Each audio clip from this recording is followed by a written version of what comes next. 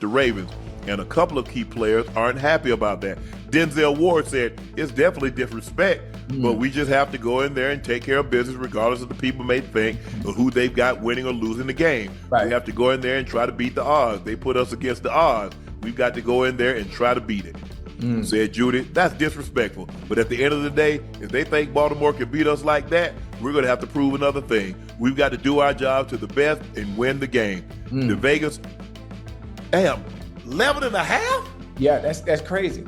That's crazy. Because that's a division opponent also, Ocho. Yeah. I think it's going to be a close game, similar to that as the Bengals and the Browns, and the personnel. The Browns have the personnel to deal with Derrick Henry. The Browns have the personnel to deal with Derrick Henry and stack 9 in the goddamn box. They're going to play bumper on the outside, and the one player I see that the Browns have to deal with, they got to deal with Zay Flowers, who's probably going to have the one-on-one matchup, because they're not letting Derrick Henry run the ball. That's not happening. Somebody else is going to beat us. It ain't going to be 22, and it ain't going to be 8 legs. It's going to have to be Zay. He's going to have to get juicy. And I guarantee you, when they do play, chat, mark my words, if the Ravens are going to have success, it's not going to be the run game. It's going to be Lamar Jackson being able to get the one-on-one matchup with Zay Flowers and him winning on those same routes. The overs, the short overs, the deep overs. I guarantee you, watch. I'm telling you how it's going to play out. Yeah, I look.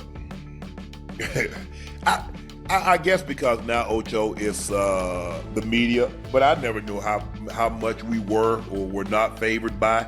I mean, the only time that like at the Super Bowl, we were 11.5 point dogs to the Green Bay Packers, but that's because the NFC had won like 13, 14 straight Super Bowls, right? And it hadn't been close. The last close Super Bowl was 90. Prior to that, there was never a close Super Bowl. You go back and look at the 80s, from when the Bears, look at what the Bears did to the Patriots. Look at what the Giants did to the Broncos. Look at what Washington did to the Broncos. Now, you did get a close game in 88 with the 49ers and your Bengals. Right. That was a 2016 game. Yeah, and then you got that. But go back and look at 89, 55-10. You got another close game, 2019. But after that, NFC just walked it. But the NFC was winning every single year. Yeah. My point was, And the Packers had just won the previous year, and they was bringing back the MVP. He and Barry Sanders had tied for the MVP. So I get it. But we know they wasn't better than us. No. They hadn't seen nobody run the ball like this. The 49ers have been bitten by the injury bug earlier this year. George Kittle placed on injury reserve this week between two rivals. Judy was asked by reporters, what challenges do the Ravens secondary present? Judy responded, no challenges. Absolutely none. That's what you're supposed to say. What you expect them to say? Hey, I got a question for you. And everybody, I know it's early. We just started the show. Do me a favor. Do a background check. Where in Jerry Judy from, huh? He's from the bottom. Listen, all the challenges we had, it started when we was kids. We was in junior high. Our circumstances, our upbringing. We done made it to the NFL now. Ain't no challenges. We go out there and do what we always do. We play ball, we play football. And based on what we saw from the back end of what the Ravens have to offer, it ain't no challenges. Thank you. You took the words right out of my mouth, Ocho. They did give up 394 passing yards. They gave up damn near 250 in the fourth quarter alone. So what challenges do he see? Talk to me nice. Come on now. Hey, this oxtail, this neck bone, this collard greens, mac and cheese, cornbread, sweet tea. That's what he's looking at that secondary. Hold on. Matter of fact, don't forget the dessert. Oh, yeah. What you want, banana pudding? Sweet potato pie? Man, ain't nothing. I'm going to tell you, and listen, I know the game of football. I'm not a genius. I can't predict the future. But I know one thing that the Cleveland Browns do very well is they stop the run very well. They have a phenomenal front four. So I don't see Derrick Henry, being able to do some of the things that he's done on most teams because the personnel, the Cleveland Browns are built to stop the run. Jerry Judy gonna have a day, huh? He should. The Ravens allowed 244 yards passing last season. That was second worst in the NFL. Come on now. Well, they're dead last right now this season. So they kind of picked up where they left off. Yes, sir. Now, I heard Kyle Hamilton say, we talked about this. I heard Marlon Humphrey said, our mentality is not where it needs to be. So Jerry Jeudy's looking like, what challenges? Did y'all see this Sunday night? Josh, first of all, the quarterback had all day to throw. Second of all, he gave up they averaged 244 a game. They gave up 250 in the fourth quarter alone. Nasty work. So I don't know why. Look, we think the Baltimore Ravens is only one game. Right. But their pass defense leaves a lot to be desired. This notion that you cannot throw the ball on them is just not true. No. Y'all might be talking about the Ravens offense. Now, if that was if you'd have asked Myles Garrett or you'd have asked Denzel Ward, what problems do that offense pose, they might have a different response. Right. Because you got to deal with Lamar Jackson, you got to deal with Derrick Henry, and you got Zay Flowers. Okay, that's a whole different issue. But defensively, the Baltimore, that's not the 2000 Ravens. That's not Rod Wilson. That's not Ray Lewis. That's not Saragusa, rest his soul. That's not Big Sam, Rob Burnett, Peter Bowyer. That's not Mike McQuarrie. That's not them. Matter of fact, they haven't been there for a while. Their identity is not even on the defensive side of the ball anymore. Now they have some good players. Yes. Players that make really good plays at times, but the identity for the Baltimore Ravens is now shifted to the offense. Correct. That running back, that quarterback, that special quarterback that they do have. Yes. And Jerry Jeudy said exactly what he's supposed to say. What you want him to say? Oh, yes, they pose a challenge. No, absolutely not. He's not a quarterback. Jerry Jeudy is not a quarterback. He's not going to say all the right things. He's not going to be politically correct when you ask him a specific question about a position on his opponent the next upcoming Sunday. That's not what he does. Come on now. I would like to say, but y'all want me to lie and send my soul to hell? For something as trivial as that, I will go to hell because I lied and said, oh yeah, they pose a problem. They can get after your quarterback. Man, Josh Allen, he done called his wife on the phone and say, hey babe, I'm gonna be running a little late, so go ahead and give me some of that General Joe chicken, some of that Moo Moo Gao Pan, and that shrimp fried rice. Get that for me. I'll be home. Babe, I thought you was at the game. Yeah, babe, I'm just back here chilling. They ain't even close to me yet. Yeah, come on now.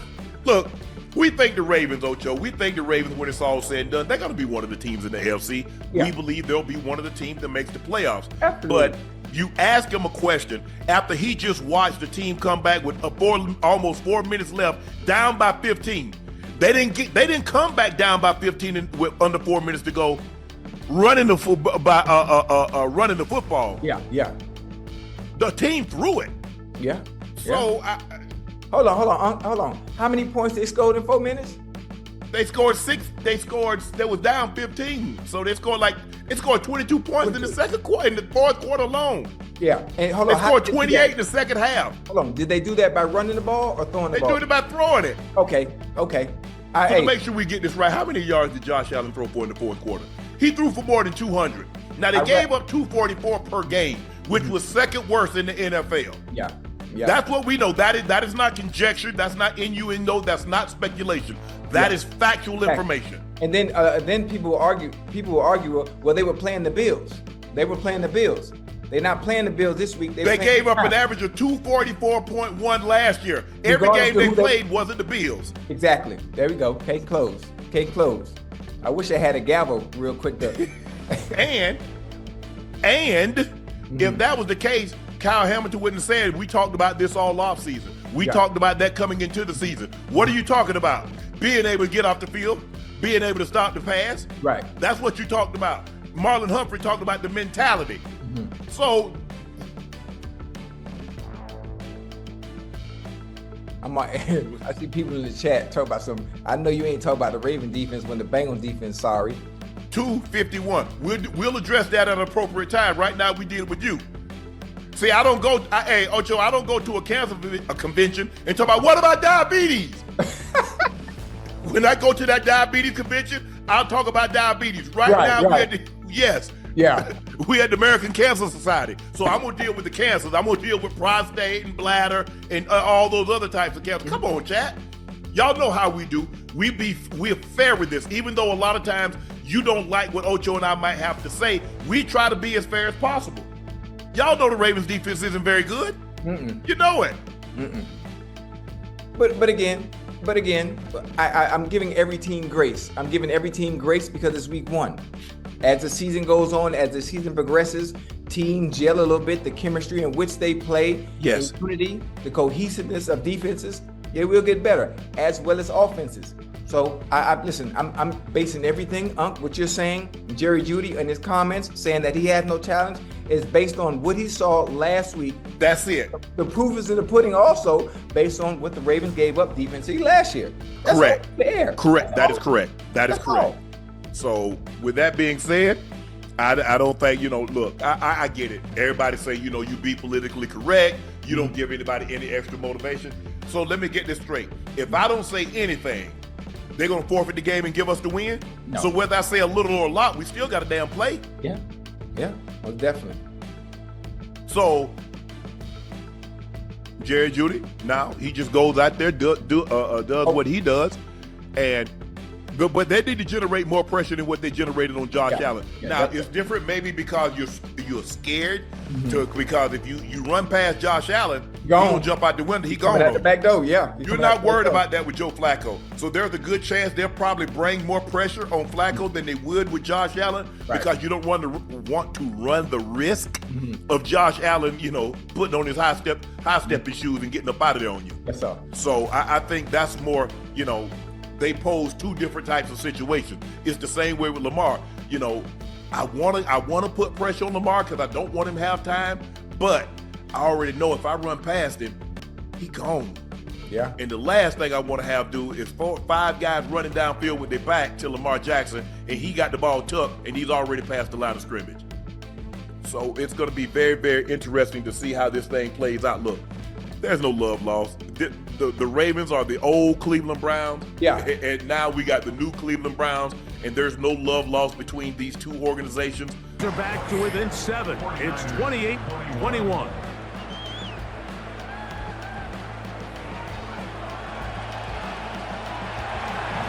So, following that touchdown, Moody is back out to kick it off. Hartman now to return it. Now an opening past the 30. Good return here. Brings it up to the 33-yard line. It's easy to make your quarterback look good when you can just get open as easily as he has in this game so far. I mean, he had the big first half, remember. But here in the second half, he just continues to add to these numbers here in the third quarter.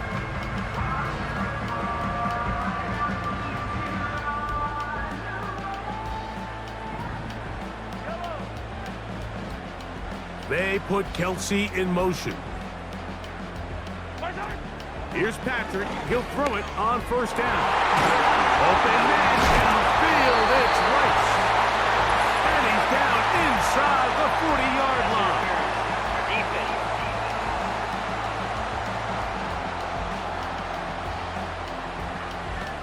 Automatic first down.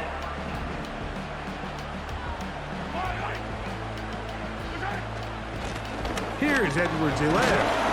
And he'll get about 5.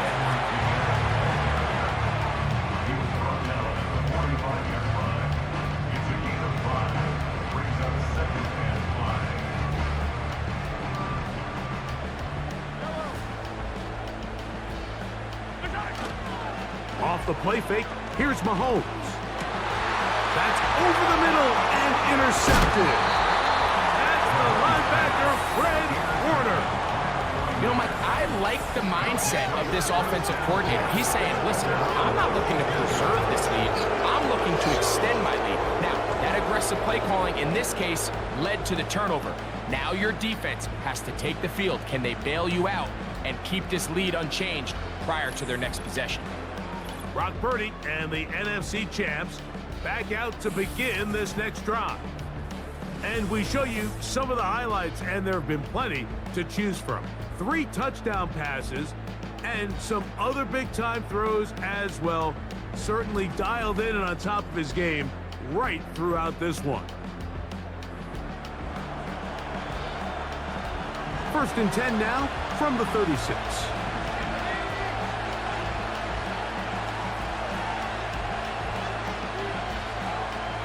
They'll motion the tight end, Thomas. Purdy on first down. He gets this one to Samuel. It's complete. This is one of those throws where you're hoping you do most of the damage after the catch, but give credit to the defense. Once that ball was caught, they were on him quickly, and there was nowhere for him to go after the catch.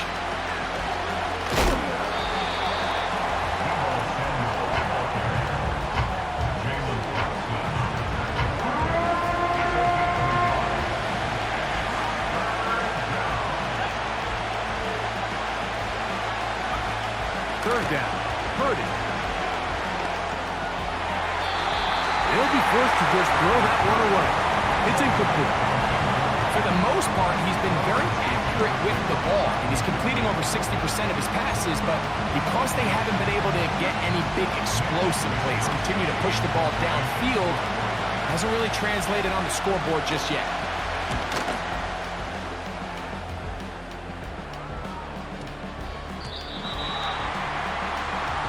Chiefs offense ready to see what they can do. They'll do so with 1st and 10.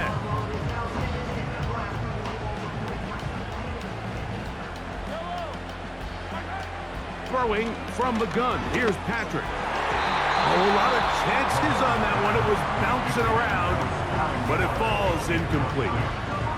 Sky Moore, the intended receiver, and it'll lead to a 2nd down.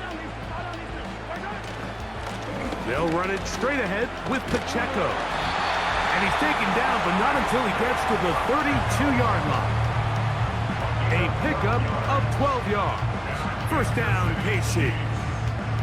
So as we take a look at the box score, Mike, you realize here, they got the lead.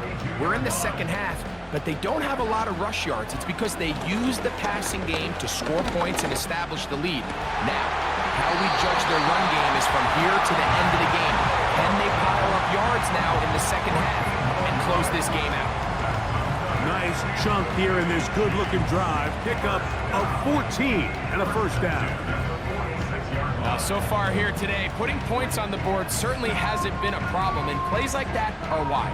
Think about it, Mike. Sometimes you just have to take what the defense gives you and not force something that's not there, and that mid-range pass results in a fresh set of downs. That's going to be pulled in by Brown.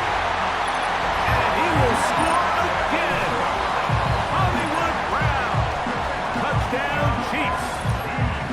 That is his 3rd touchdown of the afternoon. A beautiful combination in the air there. The pass downfield and bringing it the rest of the way into the end zone for the touchdown. And it's really just a great route, Mike, and then a beautiful throw. The accuracy of the throw is what allowed the receiver not only to secure the catch, but then be able to turn it up and finish the play and find himself in the end zone.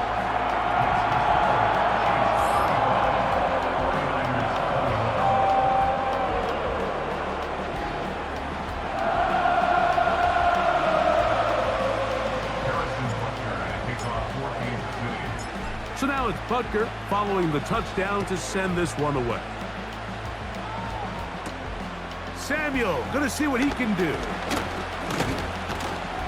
And he's brought down right